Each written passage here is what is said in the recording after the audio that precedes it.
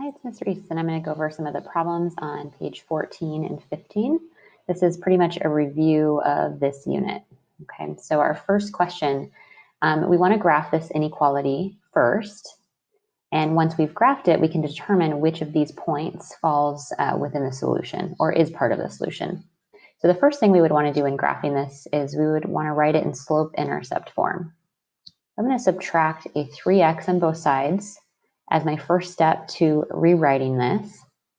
Then I would be left with a negative 5y is greater than or equal to negative 3x plus 10.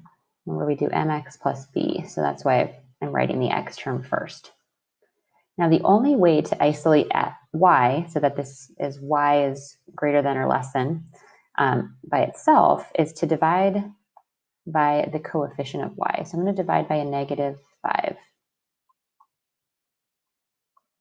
into all of the terms here.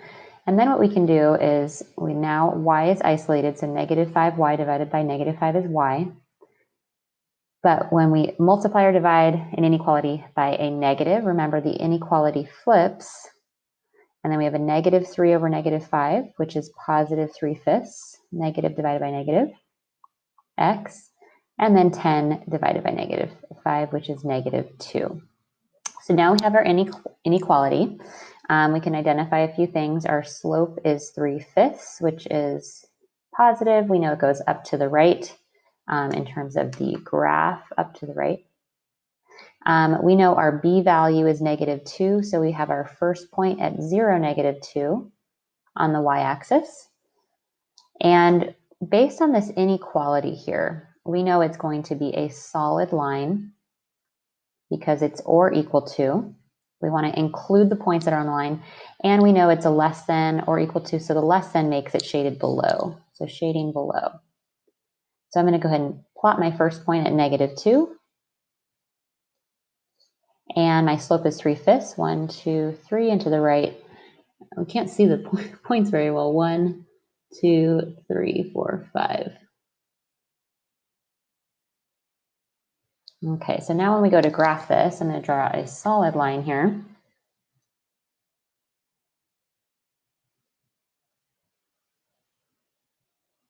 I'm going to do through those 2 points, and then I can extend the line if I need to here.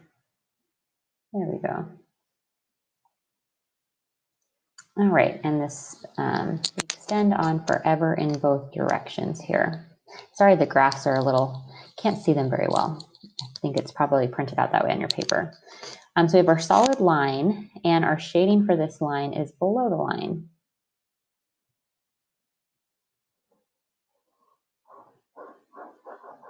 There we go. And now we want to figure out which of these coordinate points is a solution to this equation. So our first coordinate point is at 1, 4. So 1, 4 is 1, 2, 3, 4. That's about here. That's point A. That is not a solution. It's not in the shaded region. Then we've got 6, negative 3. So here's 6, and then down 1, 2, 3. That's about right here. B, that is part of the solution. It's in the shaded region. You may just want to check the other coordinates just to be positive. Maybe there's more than one that works. So we have negative 5, 1, 2, 3, 4, 5, negative 2. That is point C, not part of the shaded region. And then 2, 0 is at 2, 0. That's right, about right here. So it's not part of the shaded region. So anything that is in the shaded region or on the solid line would be part of the solution. Okay, let's try the second question. So this is kind of looking at it in the same way. We want to know which ordered pair is a solution to this inequality. So without graphing it and then figuring out which one's in the shaded region or on the line, we are going to use substitution to determine this. So I'm going to first do this first point. Remember, this is our x, this is our y. I'm going to substitute x and y into this inequality. So I'm going to say 2 times x, for this one it's 6, minus 3 times y is less than 9. Now, if this is a true statement, it is part of the solution. Okay, so we've got 2 times 6, that's 12. We've got -3 times -4, that's positive 12, less than 9. Well, that's going to be 12 plus 12, 24, less than 9. No, that's not going to work. Not part of the solution. That is not a true statement. Let's try the next xy coordinate. So we've got 2 times x, which is -1, minus 3 multiplied to y, which is -9. We want to know if that is less than 9. So we've got 2 times -1, which is -1, and -3 and -9 multiplied is 27. So if I were to add these two together, that'd be 26. That is not less than 9. So I'm going to put no for that as well. Let's try another coordinate point. We've got x and y here. So we've got 2 times x, so 2 times 2, minus 3 times y, which is -5. We want to know if it's less than 9. So here we're going to get 4, multiply -3 and -5, that's positive 15. And that's not going to be less than 9 either, so this is no. We've got to try all of these problems before we get to the one that actually works here. So let's try this last one, make sure it does work. So this is our x, this is our y. We've got 2 multiplied with -3 minus 3 multiplied with a -3. We want to know if that's less than 9. So we're going to multiply 2 times -3, that is -6. -3 times -3 is positive 9. And finally, we get a point that satisfies this inequality, because when I add these two together, that's 3, and 3 is less than 9. That is a true statement, yes. So this is the point that works. If you were to graph this, which you can, if you wanted to check your answer, if you're graphing it, this would be the only point that exists in that shaded region. Question 5, we're doing the same exact thing. So I'll get you started on question 5. So what we need to do is we're plugging in the x and y coordinate. And so you can't just check them until you find one that works. You got to plug all of them in. So we've got x and y, so that would be 5 times x minus a y, which is 2. We want to know if it's greater than 4. So this will be 5 times 4, which is 20, minus 2, is that greater than 4? And 20 minus 2 is 18. And yes, 18 is greater than 4. This is a true statement. This inequality works. And then you're just going to do the same thing for each of these problems. Okay, and then you'll check all the ones that work, and then you can maybe cross out the ones that do not work. Okay, I'm doing all the odd problems with you. On question 7, you're going to want to graph the inequalities here, and then we can see which is a solution, which of these points is a solution to both. So we've got y is less than 2x plus 2. So remember, our m is 2, our slope is 2 for that line. I'm going to put 2 over 1. And our y-intercept is 0, 2, because our b value is 2. And this is a less than symbol, so it is a dashed line. And because it's less than, the shading for that is below. So let's go ahead and graph our first one. That's at 2. And our slope is 2, so up 2 to the right 1. Do your best with this graph. I know it's not very visible to see all the points here. There we go. And that's a dashed line, so I'm just going to create a dashed line here. And I'm going to do the shading at the end. Let's do our other line. We have y is greater than or equal to -x, so our slope is the coefficient of -x, which is -1 over 1. Our y-intercept is a positive 1, so 0, 1. And this is a greater than symbol, greater than or equal to, so it's a solid line, and the shading for that is above the line. So I'm going to start at positive 1, and the slope is -1, so I'm going to go down 1 to the right 1 for all of our points here. And since this is a solid line, I'm just going to use my line tool for the rest.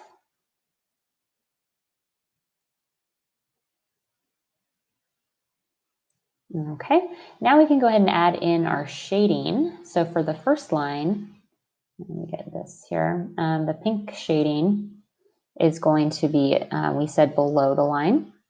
So here's my line, go down from that. This is the region for the first inequality. So now what we need to do is determine where is the shading located for the second inequality. Okay. Nope, that erased the whole thing. Don't want that. Okay. Now for our second inequality, let's do this.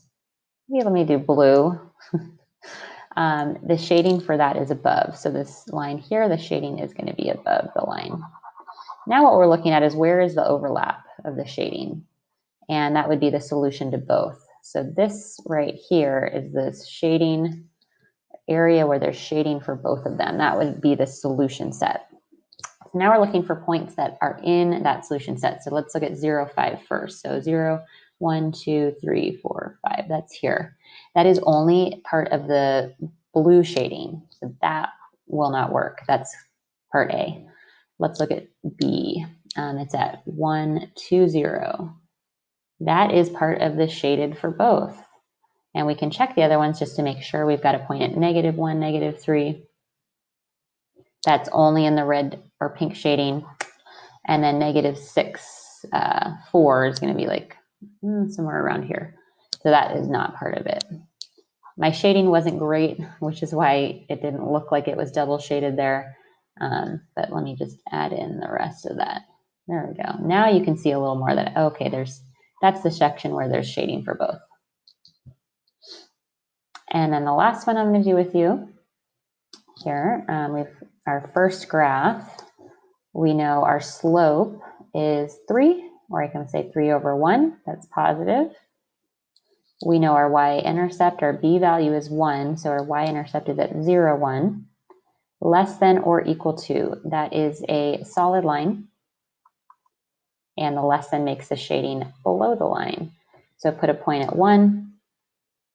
Slope is 1, 2, 3 to the right 1. Or down 3 to the left 1.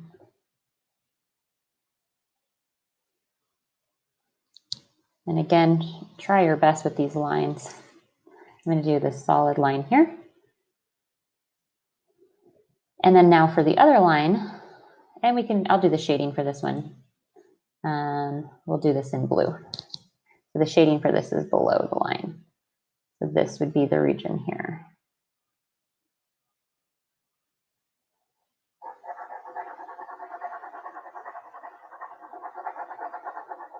There we go.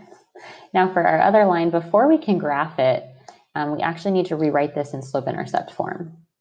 So I'm going to subtract an x on both sides. That's going to give us negative y is greater than negative x plus 1.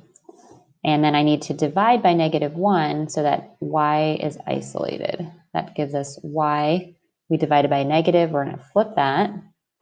Negative divided by negative is positive. And then this will be -1. So we know our slope for this is 1. There's no coefficient here. 1x or x, the same thing. So 1 over 1. Our y-intercept is 0, -1. We know this is a dashed line with shading below the line. So let's put our first point at -1. Our slope is +1. I can go up 1 to the right 1 and just like continue that pattern through the entire graph. And for this one, it's a dashed line. So let's see down. There we go. So I'm just going to do some little dashes here. And now for this one, the shading is below the line. So I'm going to get my pink highlighter here. So the shading is below. So you'll notice there is a region where there's just pink shading. There is a region where there's just the blue shading. And then there's a region where there's an overlap. So that would be like the actual solution. This area in here, this is the solution area. This part here. Okay, so now let's plot the points and see which points are part of that solution. So we have -1, 4. Well, that's going to be 1, 2, 3, 4. That's about here. That's going to be at point A. We've got 4, -5, or 4, 5 rather. So 1, 2, 3, 4. 1, 2, 3, 4, 5. It's about up here, and right here. Either way, it's not in the shaded area. -3, -6. So 1, 2, 3, and then down 1, 2, 3, 4, 5, 6. And then 7, -2. So that one's close. Let's see. 1, 2, 3, 4, 5, 6, 7, 1, 2. That one's definitely in the shaded region. So it would be this point right here, 7, -2.